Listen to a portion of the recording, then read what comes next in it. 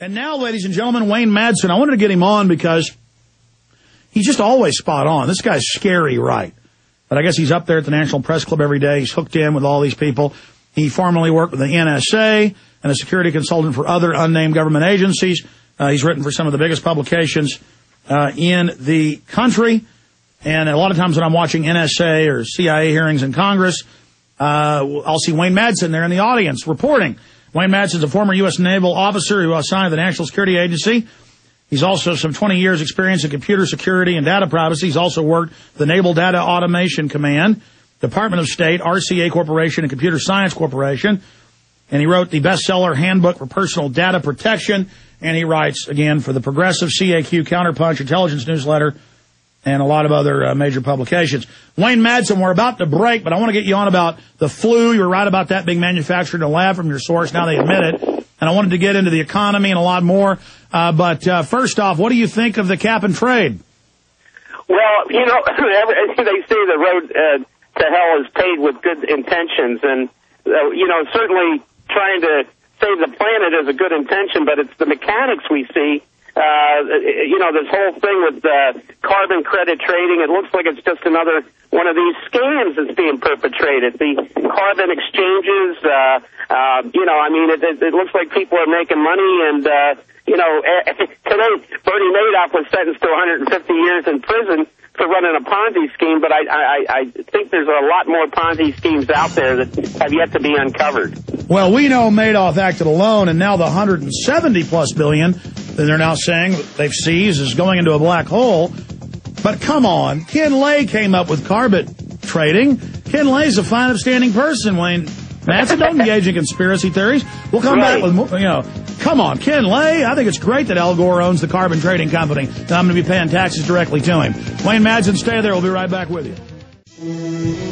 The New World Order beast is genetically modifying your food, mixing vegetables with animals, and now experimenting with viruses. Without a long-term food solution, you will have just two options: starve, or surrender. All canned food supplies will eventually run out. What then? Grow your own healthy food and feed your family forever. SurvivalistSeeds.com is now the nation's largest bulk heirloom seed company, and it's owned by a real patriot, Big John Lipscomb. You can now have an infinite amount of healthy vegetables like a watermelon, a bundle of carrots, or tomatoes for a little more than a penny each. SurvivalistSeeds.com. And now you can go into business with Big John at SurvivalistSeeds.com by becoming an affiliate. See his link at SurvivalistSeeds.com. Okay, going back to Wayne Madsen. Wayne, go ahead. Tell us, how did you know about the flu, and what's your latest intel? Well, you know, this whole thing with this so-called swine flu, which is really a hybrid flu. The Centers for Disease Control even calls it a novel flu. Even they're saying this is new because of the appellation they've given this particular virus.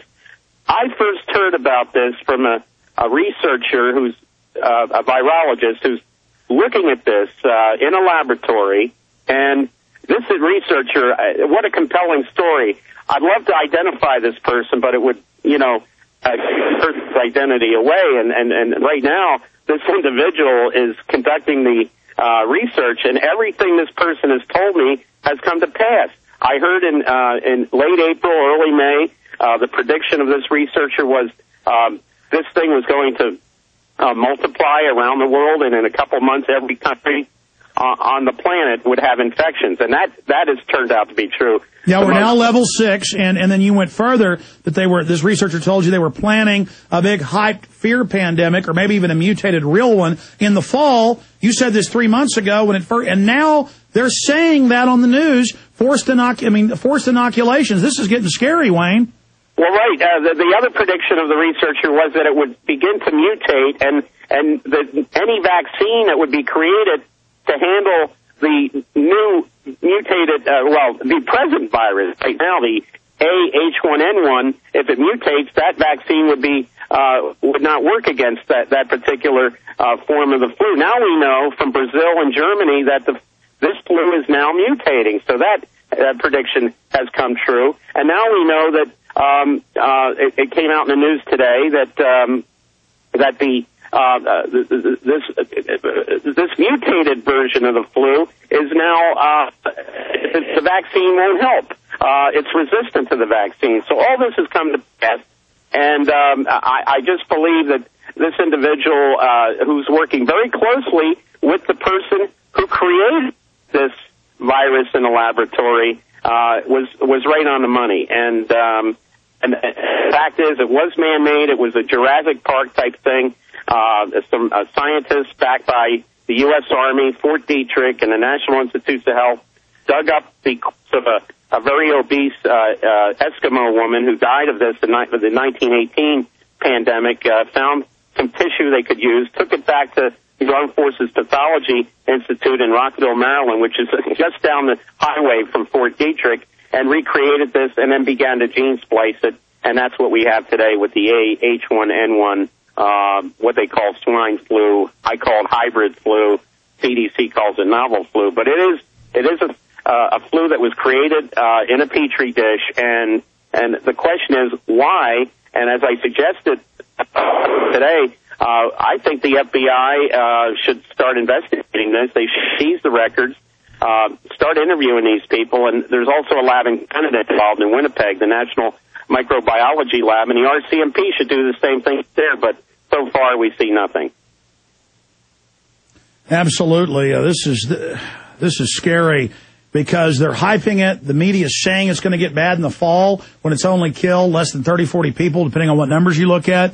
And then you got all these scientists saying, yeah, it's been manipulated genetically from a lab somewhere, but then there's no big debate about the mystery of where it came from. Instead of it's a mystery about, did Michael Jackson commit suicide? I mean, I don't care about Michael Jackson. I care about my kids dying of some weaponized flu, and I care about forced inoculations for a flu vaccine. They admit it's already mutated. It won't even help you.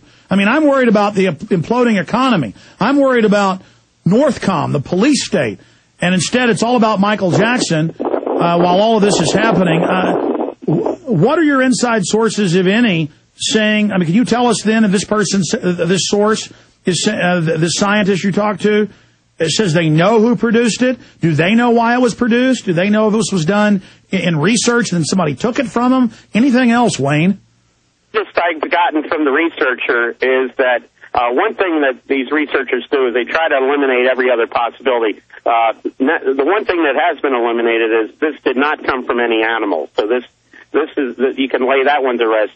The pigs are getting a bad rap on this. Remember when it first started in Mexico, they tried to blame it on some a pig farm down there that was run by Smithfield, and that's not true. It didn't come from there.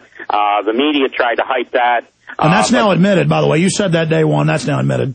Right. And this researcher is now stating that the feeling is that it was engineered to sell vaccines, and that's the there's the profit motive. The individual who created this actually has a financial interest in a company that manufactures a laboratory that manufactures the vaccine, or is trying to find the vaccine to manufacture for this particular strain and maybe future mutated strains. So it looks like this is a situation where there was a criminal intent here all along, and I'm surprised that the FBI, the RCMP, and other law enforcement agencies aren't looking at that, because now it was reported that over 1 million people are infected in the United States, and some 34,000 in New York City alone. Yeah, that's USA Today and Reuters.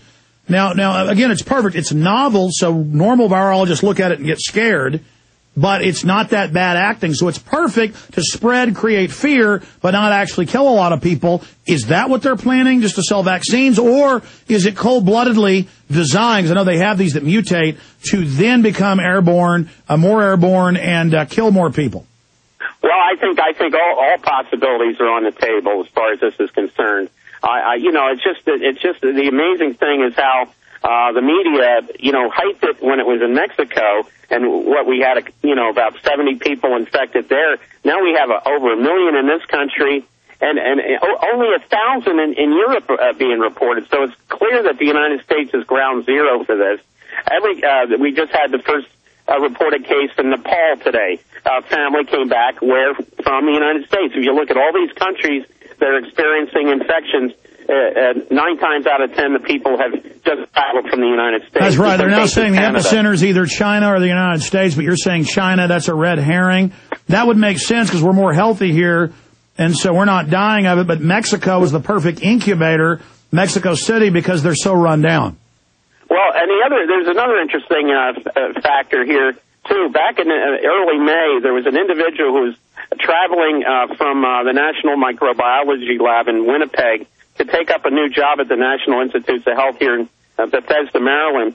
This individual was a native of the Ivory Coast in Africa, caught at the border, the North Dakota-Manitoba border, bringing in vials with Ebola virus,